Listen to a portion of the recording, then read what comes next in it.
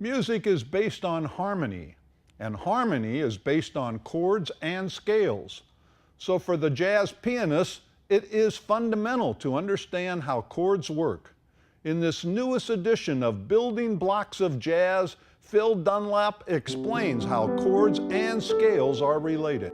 Hello, and welcome to the Building Blocks of Jazz. My name is Phil Dunlap, and today we're going to talk about chords. We're going to talk about where chords come from, how they're related to scales, and how a young jazz pianist can look at a chord symbol, interpret it, and know what to play.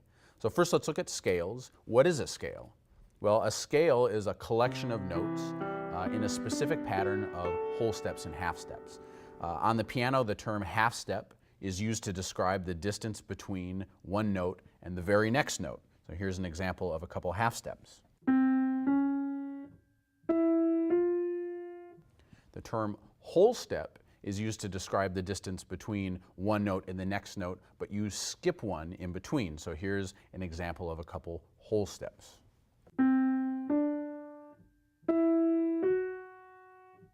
There are many different types of scales. But the most common scale is probably the major scale. So we're going to deal with the major scale today.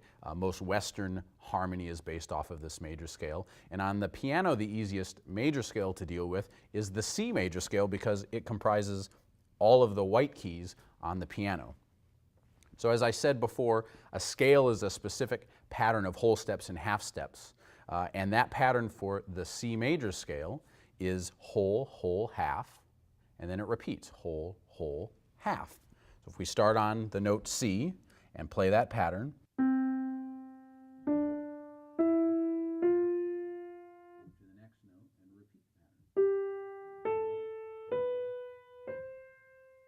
we get a C major scale. And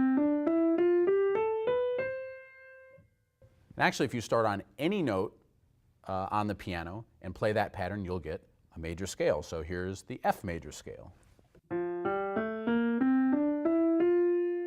Or the E flat major scale. Now if we take it back to that C major scale, we can create chords off of each of those notes of the scale. So remember, a chord is two or more notes played at a time. And we're going to actually stack notes on top of each of the notes of that C major scale. And not just any notes, we're going to stack notes in the interval of a third. And on the piano, thirds are very easy because it's every other note. So we take the C major scale and we stack notes on top of each of those notes.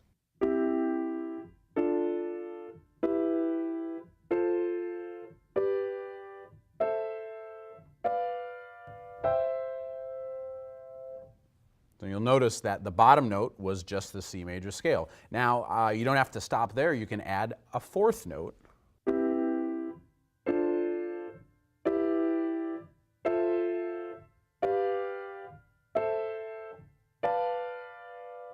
And actually, on the piano, you can add 7 notes before you repeat. So each chord actually contains a whole mess of notes.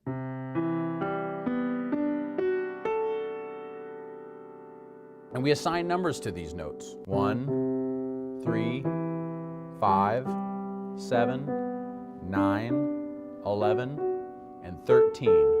So how do you look at a chord symbol and know what notes to play, given the fact that there are so many options?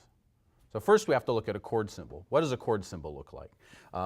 Luckily, you're only going to have to deal with 3 different types of chords, but today we're only going to deal with one, and that is the major chord. And since we're in the key of C major, we're going to talk about C major chords. So a chord symbol in jazz may look like this. Notice it doesn't give you a lot of information. So here's a simple formula to let you know what notes to pick. It is 3, 7, 9, 5. 3, 7, 9, 5. So go back to all of these notes. 3, 7, 9, 5. We just take those 4 notes, we have a C major 7. Now in jazz, we get to play around with where these notes are placed. We call that voicing. So I may play it like this. Now you can actually take that same concept and apply it to the other types of chords, to minor chords, to dominant chords. But that's a lesson for another day. So thank you for joining me today. Tune in next time when we'll learn lots of other great fundamentals here on the building blocks of jazz. Now I'm going to get back to practicing my major chords. So 3, 7,